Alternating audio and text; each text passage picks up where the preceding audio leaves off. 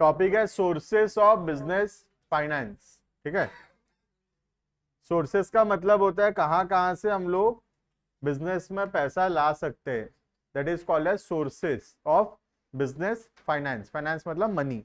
तो बिजनेस में जो पैसा चाहिए वो पैसा हम कहां कहां से ला सकते हैं। What are the various options available for the purpose of raising money for the business is basically called as sources of business finance, right?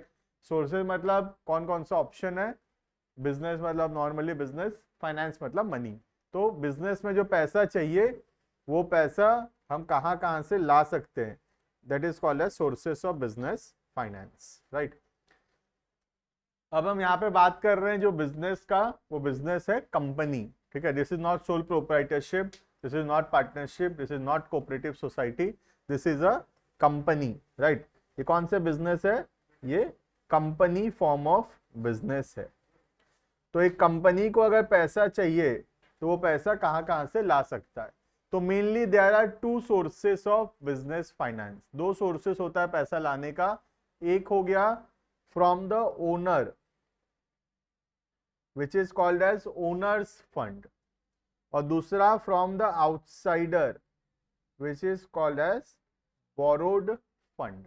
ठीक है, तो मेनली दो फंड होता है, हम पढ़ेंगे उसको। एक हो गया ओनर्स फंड, दूसरा हो गया बोरोड फंड। ठीक है, आज जैसे सोच लो विनीत, आज जैसे सोच लो हम लोग को रिलायंस को सपोज, ठीक है, पैसा चाहिए बिजनेस करने के लिए। तो रिलायंस के पास दो ऑप्शन है, या तो नया शेयर्स इशू करेगा और शेयर इशू करके पैसा लाएगा। तो शेयर इशू करके पैसा लाना इज ओनर्स फंड, क्योंकि शेयर किसको इशू कर रहा है, ओनर को। जो शेयर खरीद रहा है वो क्या बन रहा है, कंपनी का मालिक बन रहा है। तो मालिक से पैसा आ रहा है, it is called as owners fund, right. और दूसरा ऑप्शन है रिलायंस के पास, किसी बैंक में जाके लोन ले आए, तो बैंक से लोन लाना is example of borrowed fund, right. Borrowed fund में क्या देना पड़ता है, इंटरेस्ट देना पड़ता है ना। हर साल के साल हमको क्या पे करना पड़ेगा बोरोड फंड के ऊपर, we have to pay interest. आज जैसे मैं बैंक से पैसा लाऊं बिजनेस करने के लिए, तो मुझे बैंक को क्या देना पड़ेगा in return, every year I have to pay interest, right. अब बिजनेस में प्रॉफिट हो या ना हो, मुझे इंटरेस्ट देना ही पड़ेगा, क्योंकि बैंक थोड़ी ये बात सोचेगा कि हाँ साल भर में प्रॉफिट नहीं हुआ तो इंटरेस्ट नहीं लेते हैं, बैंक तो इंटरेस्ट लेगा हमसे। तो बोरोड फंड में क्या होता है, इंटरेस्ट देना पड़ता है, और प्रॉफिट हो या ना हो हमको इंटरेस्ट हर साल देना ही पड़ेगा, राइट। जबकि in the owners fund, owners fund में हमको तभी पैसा देना पड़ेगा जब प्रॉफिट होगा। अगर प्रॉफिट नहीं हुआ तो हमको नहीं देना पड़ेगा। ठीक है, प्रॉफिट होने से ओनर को हम देंगे, जिसको हम बोलते हैं डिविडेंड, राइट।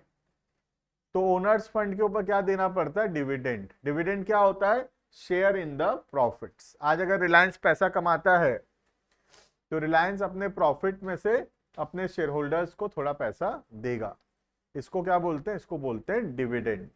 तो रिलायंस कब देगा डिविडेंड, जब प्रॉफिट होगा। अगर प्रॉफिट नहीं होगा तो रिलायंस डिविडेंड नहीं देगा, राइट। तो ओनर्स फंड को तभी हम पैसा देते हैं जब प्रॉफिट होता है।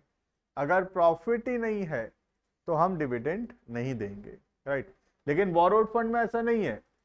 बोरोड फंड में प्रॉफिट हो या ना हो हमको पैसा देना ही पड़ेगा, राइट। बिकॉज तुम खुद सोचो, ये बाहर वाले, ये आउटसाइडर हैं, इनको कोई फर्क नहीं पड़ता तुम पैसा कमाए या नहीं कमाए, इनको अपना इंटरेस्ट चाहिए।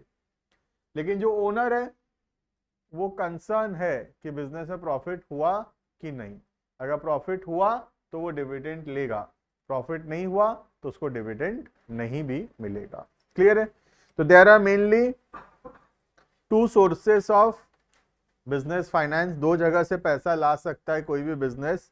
एक है उसका ओनर से, दैट इज ओनर्स फंड, और दूसरा आउटसाइडर से, which is called as borrowed fund. ठीक है, पूरा चैप्टर ये दो टॉपिक के बारे में है।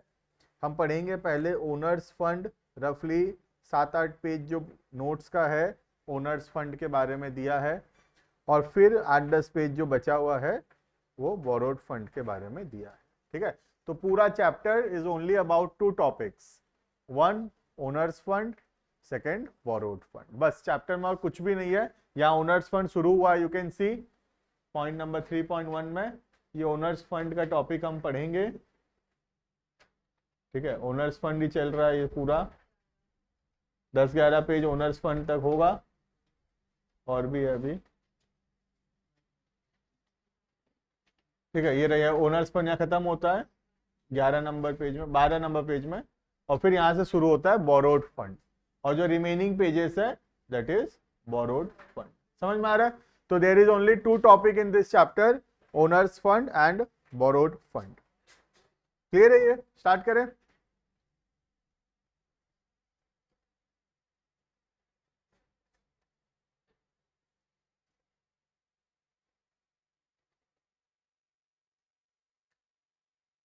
देखना meaning, what is business finance? Business finance का मतलब होता है बिजनेस में जो पैसा जरूरत है, बिजनेस करने के लिए वी नीड मनी, और उस मनी को बोलते हैं बिजनेस फाइनेंस। राइट, कोई भी बिजनेस करने के लिए पैसा चाहिए। अब हो सकता है कि कोई बिजनेस करने के लिए कम पैसा चाहिए, कोई बिजनेस करने के लिए ज्यादा पैसा का जरूरत है, लेकिन मनी तो हर एक बिजनेस में जरूरत है। हाँ, अमाउंट ऑफ मनी रिक्वायर्ड कम या ज्यादा हो सकता है depending upon the type of business. Right, देखना, business finance refers to capital funds and credit funds invested in the business. Finance means money available when it is needed. Business finance may be defined as planning, raising, managing and controlling all the money used or capital funds of any kind used in connection with business. तो business का पैसा को manage करना is called as business financing. क्या क्या करते हैं? Planning, कितना पैसा चाहिए, रेजिंग, पैसा लाना, मैनेजिंग, पैसा को संभालना, एंड कंट्रोलिंग, पैसा का यूज को देखना, फिजूल खर्चा, फालतू का खर्चा ना हो, ये सब इंश्योर करना is basically the objective of business finance. Right, अब जैसे तुम देखे होगे, let's say take an example of, if you have seen let's say shark tank India, अगर बाई चांस देखे हो तो देखे हो शार्क टैंक इंडिया? हमारे स्कूल में हो रहा है क्या? एज सीन,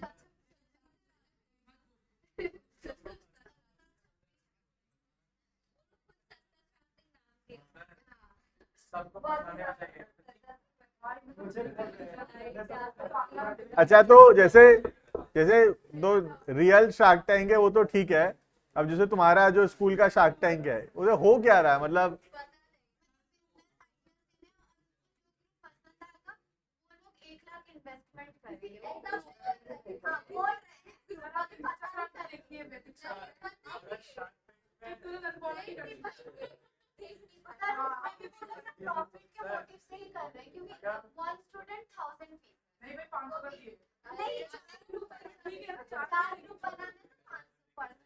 अगर अभी हम सिलेक्ट हो गए ना तो हम लोग का सिलेक्ट में जहाँ जाएंगे ना उसके लिए क्या है?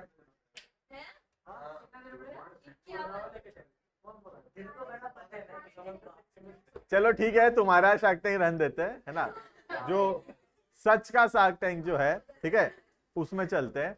तो if you have scene shark tank, ठीक है, वहां पे तुम देखे होगे कि पीपल यूज टू पिच की 1 लाख रुपए या 10 लाख रुपए के बदले we want to give 5% equity, ऐसा सुने हो? तो इसका मतलब क्या है कि वो लोग 10 लाख रुपए ले रहे हैं और बदले में कंपनी का 5% ओनरशिप दे रहे हैं। तो ये जो 10 लाख रुपए ले रहे हैं, दिस इज ओनर्स फंड, क्योंकि ये जो पैसा ले रहे हैं 10 लाख रुपया, इसके बदले शेयर दिया जा रहा है। तो सामने वाला क्या बनेगा? शेयर होल्डर बनेगा, मालिक बनेगा, मालिक से पैसा ले रहे हैं। तो ये क्या है? ये ओनर्स फंड है, ये शेयर इश्यू करके पैसा लेना हुआ।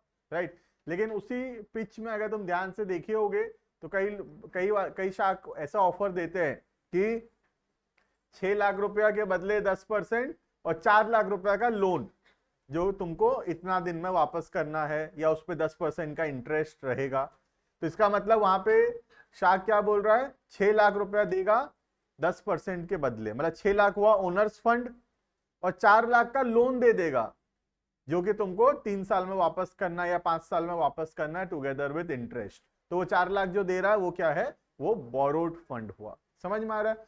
तो अगर हम ओनर से पैसा ले रहे हैं, वो पैसा वापस करने का जरूरत नहीं है, सिर्फ उस पैसे के ऊपर हम डिविडेंड देंगे, परमानेंट कैपिटल है हमारा, ठीक है। और जो बोरोड फंड है वो एक प्रकार का लोन है जो हम लिए हैं, जिसको हम वापस करेंगे टुगेदर विद इंटरेस्ट। क्लियर है ये? नेक्स्ट, ये सब बाकी डेफिनेशन और है, यू कैन रीड दैट। हम स्टार्ट करेंगे आगे, nature and significance of business finance. अच्छी मत करो, देखना, no one can start a business और run a business enterprise without adequate funds. कोई भी बिजनेस कर ही नहीं सकता विदाउट मनी।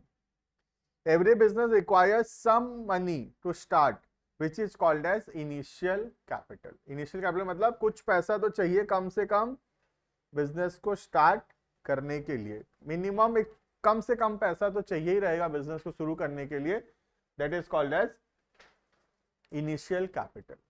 अब कितना जरूरत रहेगा वो डिपेंड करता है nature and size of business पे, कौन सा बिजनेस कर रहे हैं और कितना बड़ा बिजनेस कर रहे हैं। अगर छोटा सा बिजनेस कर रहे हैं तो कैपिटल भी कम लगेगा, अगर बड़ा बिजनेस कर रहे हैं तो कैपिटल भी ज्यादा लगेगा, right. The amount of capital require depends upon nature and size of business, right. Nature मतलब टाइप ऑफ बिजनेस, साइज मतलब level of business, small level पे या मिडिल लेवल पे या बड़े लेवल पे हम बिजनेस कर रहे हैं, ठीक है। Finance is the life blood of a business. Clear है? मतलब पैसा जो है वो बिजनेस के लिए ब्लड के जैसा है, उसके बिना बिजनेस एग्जिस्ट नहीं कर पाएगा, राइट।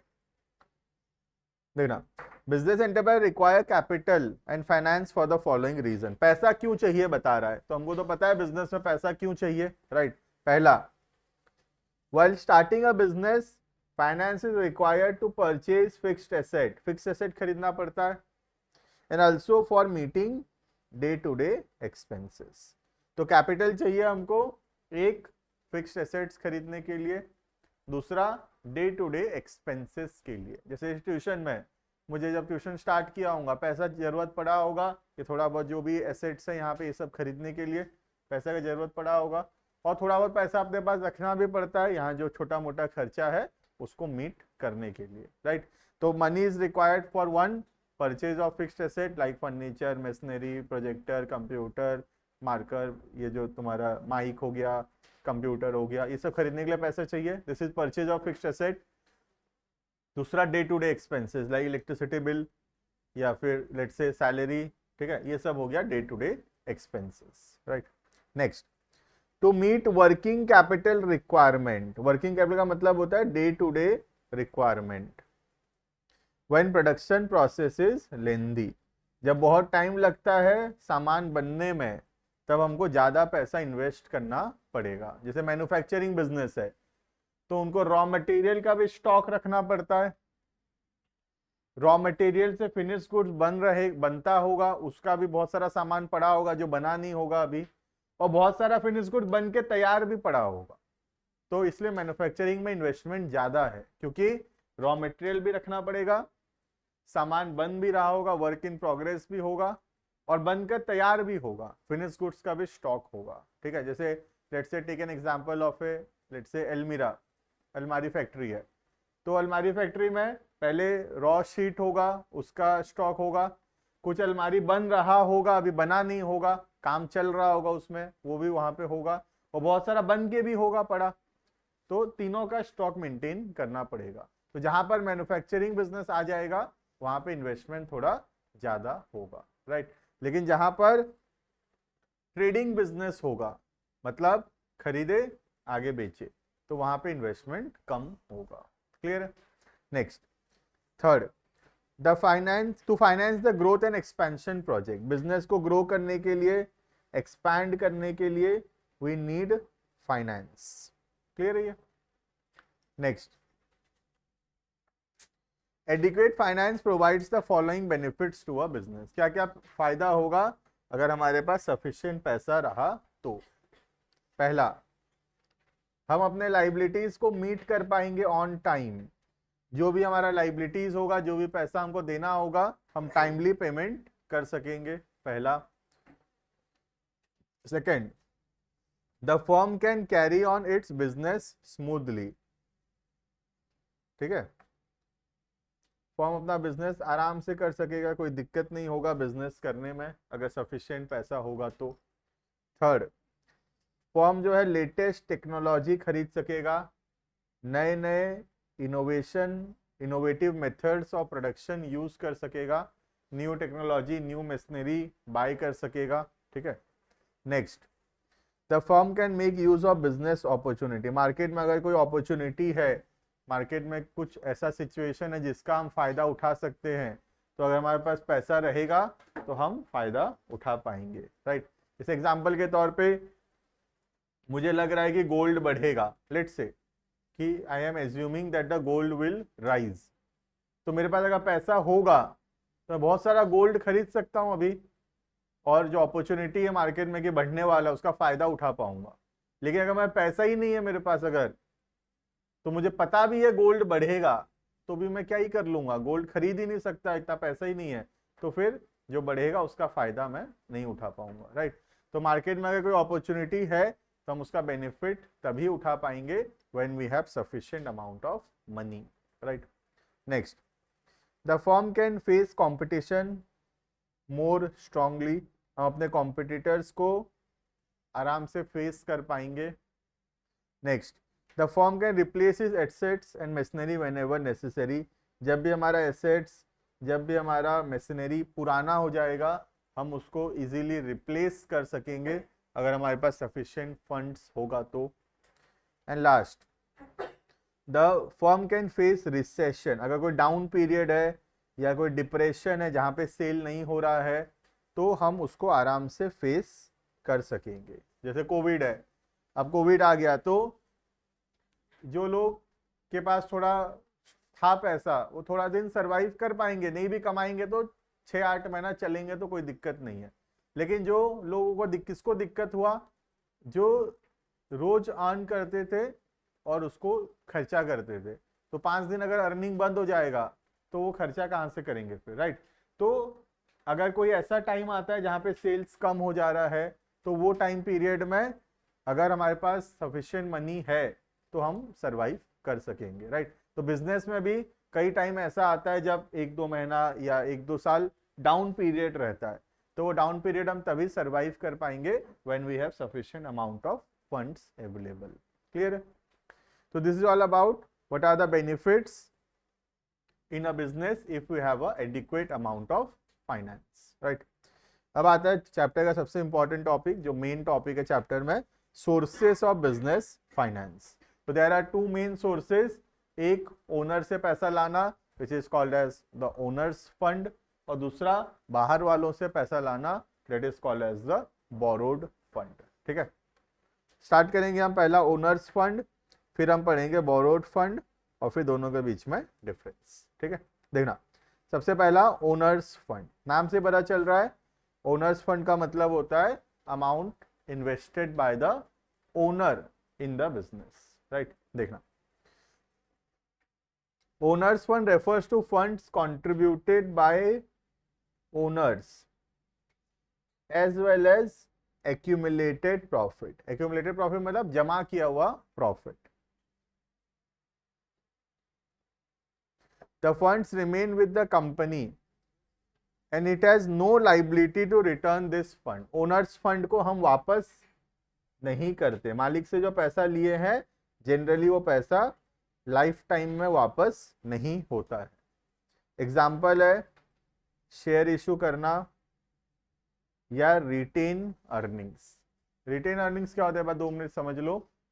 रिटेन अर्निंग्स का मतलब होता है जो पैसा हम बिजनेस में कमाए हैं और बिजनेस में ही वापस से री इन्वेस्ट कर दिए, उसको बोलते हैं रिटेन अर्निंग्स। बहुत डिटेल में हम पढ़ेंगे रिटेन अर्निंग्स क्या होता है, पूरा 1 पेज दिया है रिटेन अर्निंग्स आगे चल के। ठीक है,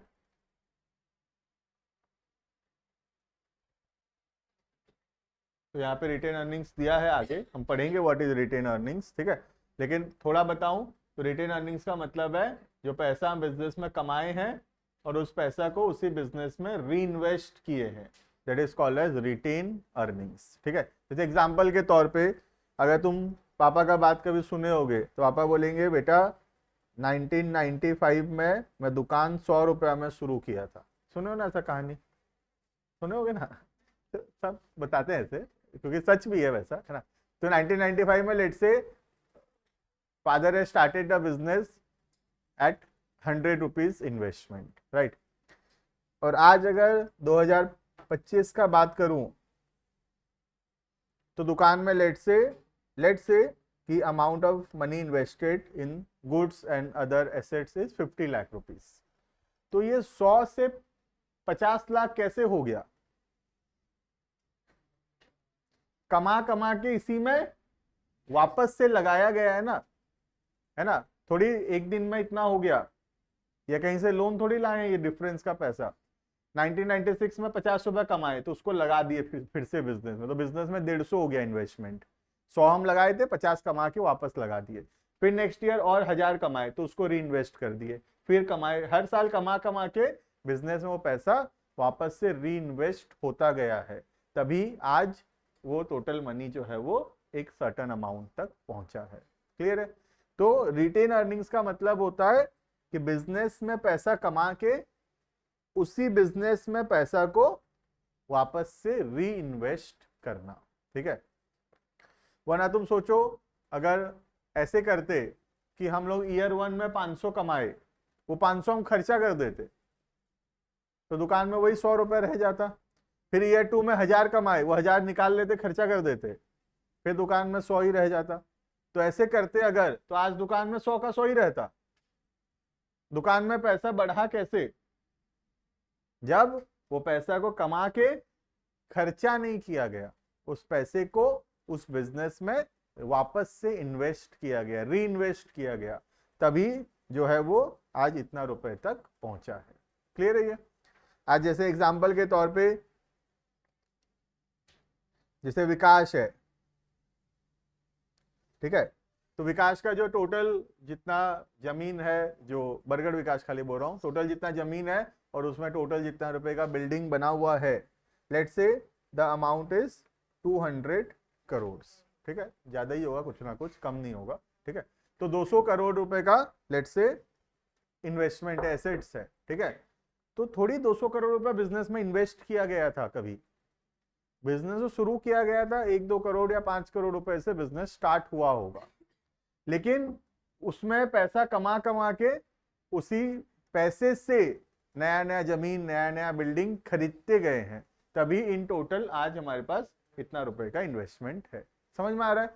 तो this is called as retained earning. Retained earning बहुत बड़ा सोर्स है, बिकॉज अगर हम पैसा लाएंगे ही बाहर से तो हमेशा महंगा पड़ेगा, जबकि हम पैसा कमा रहे हैं, उस पैसे को खर्चा ना करके खुद यूज करेंगे तो वो ज्यादा बेटर ऑप्शन होता है हमेशा, राइट। तो retained earning is a very good source of finance because we are earning money. उस सोच लो ना, मैं सोच लो 10 लाख कमा रहा हूं, मैं ये 10 लाख रुपए खर्चा करूंगा और फिर बिजनेस में 10 लाख चाहिए तो कहीं से लाऊंगा। उससे बेटर होता कि अगर ये 10 लाख में खर्चा नहीं करता, इस 10 लाख को बिजनेस में री इन्वेस्ट करता, तो मुझे 10 लाख जब चाहिए होता लाना तो नहीं पड़ता कम से कम बाहर से, राइट। तो रिटेन अर्निंग ज्यादा होगा तो क्या होगा, हमको बाहर से पैसा लाना नहीं पड़ेगा। आज रिलायंस एक ईयर में 1000 करोड़ रुपया कमा रहा है, तो उसको बाहर से पैसा लाने का जरूरत ही नहीं है। उसको 1000 करोड़ रुपया इस ईयर में अपने आप प्रॉफिट हो गया है, तो वो 1000 करोड़ रुपया नेक्स्ट ईयर री इन्वेस्ट हो जाएगा बिजनेस में, राइट। जबकि अगर उतना पैसा नहीं कमाता तो कहीं बाहर से लाना पड़ता बिजनेस चलाने के लिए, राइट। देखना main features of owner's fund. Owners fund का क्या क्या फीचर है? पहला, source of permanent capital. Owner's fund जो है क्या है? परमानेंट कैपिटल है। इसको वापस, ओनर्स फंड जो है कैपिटल उसका एक एग्जाम्पल है, ठीक है। ओनर्स फंड बहुत सारी जगह से हो सकता है, जैसे ओनर्स फंड जो है इक्विटी शेयर से हो सकता है, प्रेफरेंस शेयर से होता है, रिटेन अर्निंग से हो सकता है, और एक एडीआर, जेडीआर, आईडीआर, 6 तरीके से ओनर्स फंड हो सकता है। कैपिटल एक एग्जाम्पल है ओनर्स फंड का, ठीक है। और ये कंपनी का बात चल रहा है, पहले ही बताया था, we are talking about the company. If we are talking about the sole proprietorship, capital is equal to owners fund. Owners fund को ही कैपिटल ही बोलते हैं, ठीक है। कंपनी में थोड़ा अलग है बस, ठीक है। इसलिए मैं स्टार्टिंग में बोला था कि ये कंपनी का बात कर रहे हैं हम लोग, ठीक है।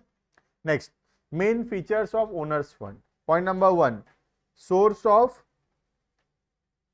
परमानेंट कैपिटल, मतलब ये परमानेंट है, इस पैसे को रिटर्न नहीं करना पड़ेगा। लेकिन बाहर वालों से पैसा लाएंगे तो रिटर्न करना पड़ेगा, ठीक है। तो ओनर्स फंड का पहला फीचर है, it is a source of permanent capital, right.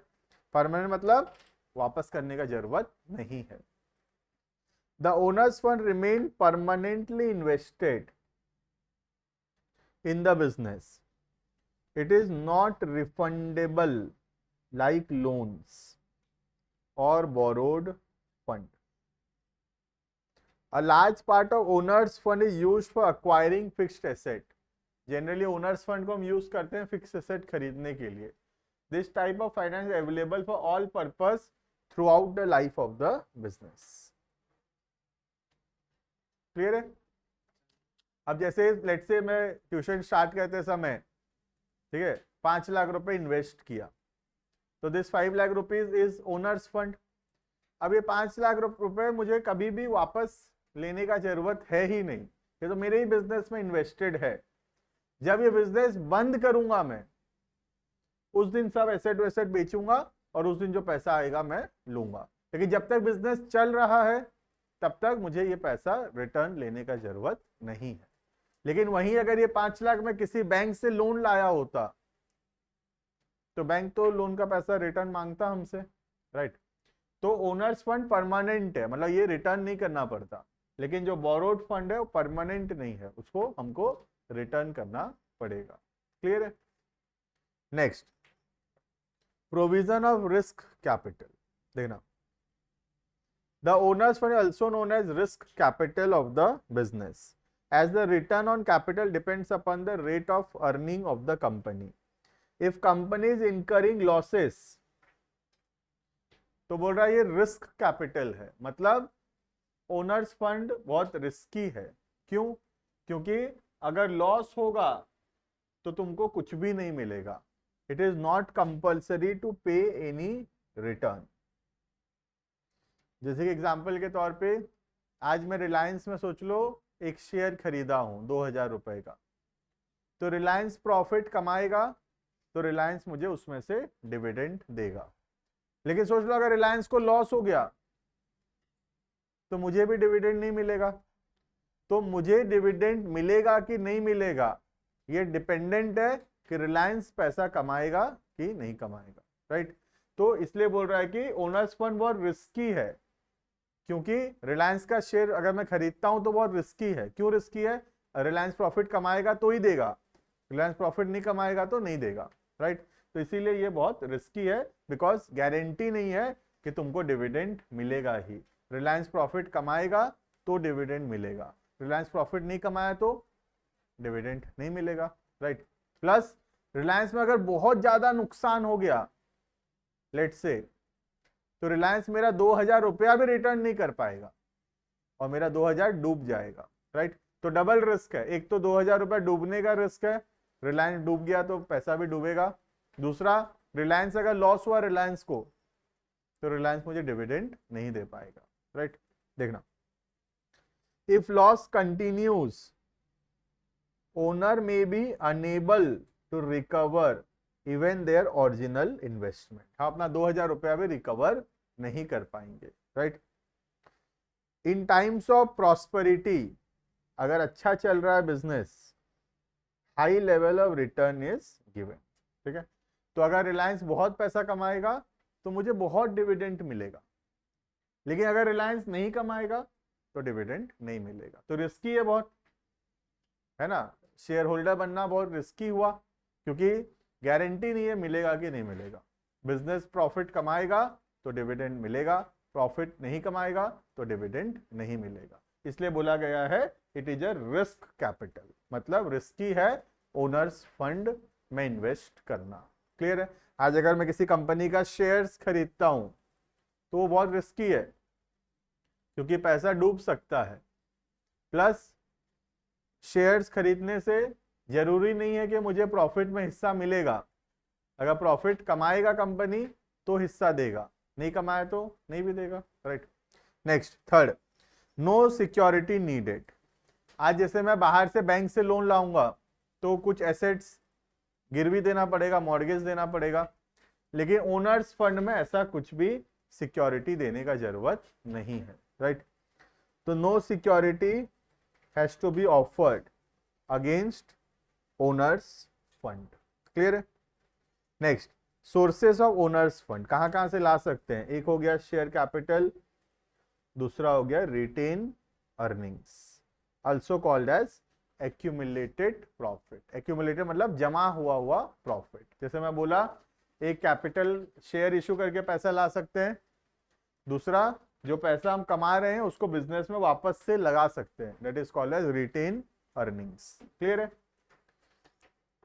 Next आता है बोरोड फंड और बोरोड फंड का फीचर्स। ठीक है, तो बोरोड फंड क्या है? बोरोड फंड है जो पैसा हमको रिटर्न करना पड़ेगा। एक प्रकार से तुम सोचो बोरोड फंड का मतलब होता है बैंक से लोन लेना। फोन को अंदर रख दो थोड़ा, किसका है ये?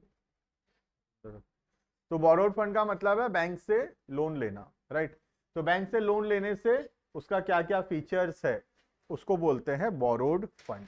You think borrowed fund as a bank loan, easy होगा समझना। बोरोड फंड का मतलब समझो बैंक से लोन लाना। ठीक है, देखना, borrowed fund refers to borrowing of the firm. Borrowing का मतलब लोन लाना।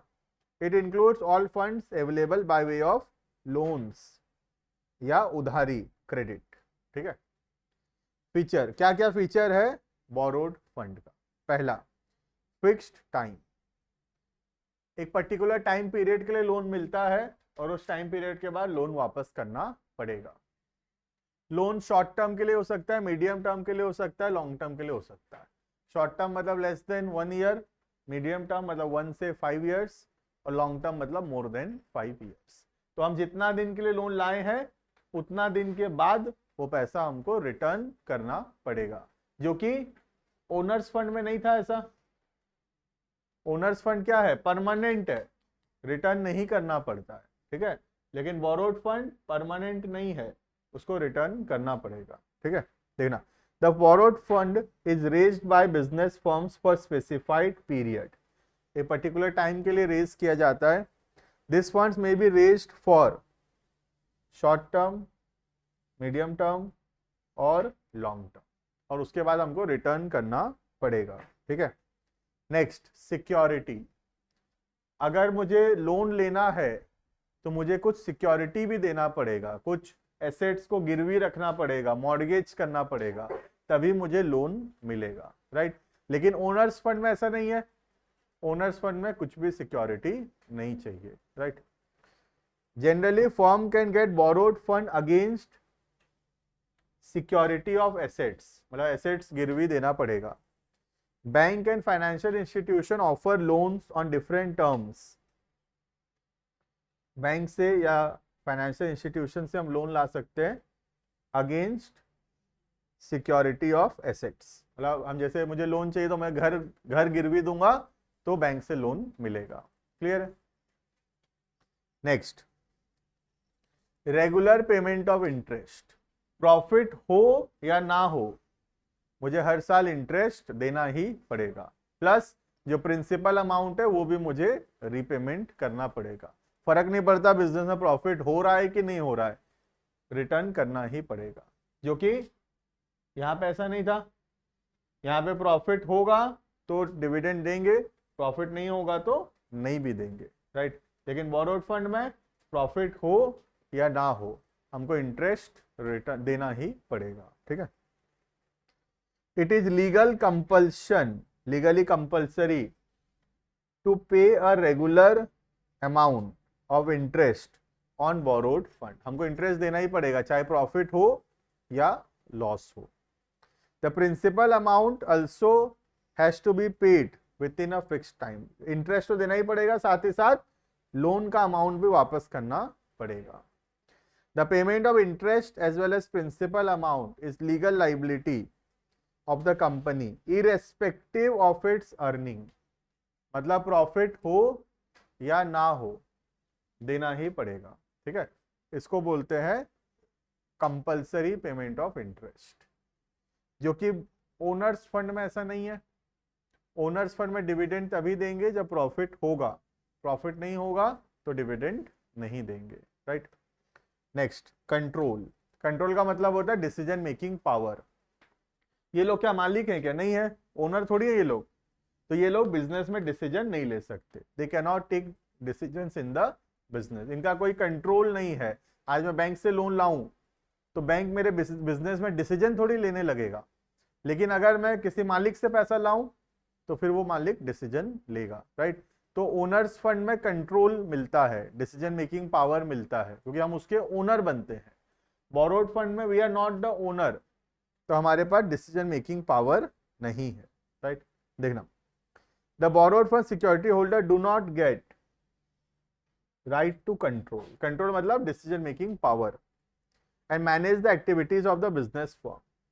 दे have the right to sue, sue मतलब केस करना, the firm in case there is default in payment. उनका खाली अधिकार इतना है, उनको अपना इंटरेस्ट और अपना लोन का पैसा वापस नहीं मिला तो वो केस कर सकते हैं, उससे ज्यादा उनका कोई राइट्स नहीं है। ठीक है, वो लोग हमारे बिजनेस में डिसीजंस नहीं ले सकते, हम अपने मर्जी से डिसीजंस लेंगे। बस उनके पास एक राइट है कि अगर हम उनको उनका पैसा रिटर्न नहीं करते हैं तो वो हमको हमारे खिलाफ केस कर सकते हैं, सू कर सकते हैं, मतलब केस कर सकते हैं। क्लियर है। लास्ट, कहां से ला सकते हैं हम बोरोड फंड? टोटल 6 सोर्सेस है, एक एक करके सारा डिटेल में हम पढ़ेंगे। देखना, sources of borrowed funds are, पहला डिवेंचर्स, दूसरा लोन फ्रॉम कमर्शियल बैंक्स, तीसरा लोन फ्रॉम फाइनेंशियल इंस्टीट्यूशंस, चौथा पब्लिक डिपॉजिट्स, पांचवा आईसीडी इंटर कॉर्पोरेट डिपॉजिट्स, और ये कॉमा होगा यहाँ, लास्ट है 6 नंबर ट्रेड क्रेडिट। ठीक है, तो टोटल 6 सोर्सेस है, एक एक करके सारा सोर्सेस पूरा डिटेल में दिया हुआ है। क्लियर है। तो this is all about what is owners fund and what is borrowed fund, इतना पढ़ेंगे। नेक्स्ट क्लास में विल स्टार्ट डिटेल में owner's fund. Online students can leave.